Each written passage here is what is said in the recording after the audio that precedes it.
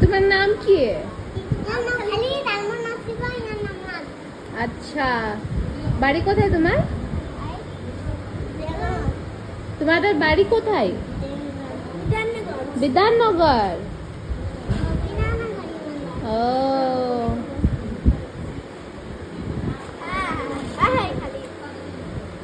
এত সকাল সকাল কিসের জন্য আসছো এখানে?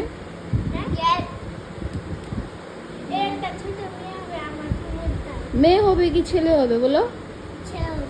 ছেলে হবে?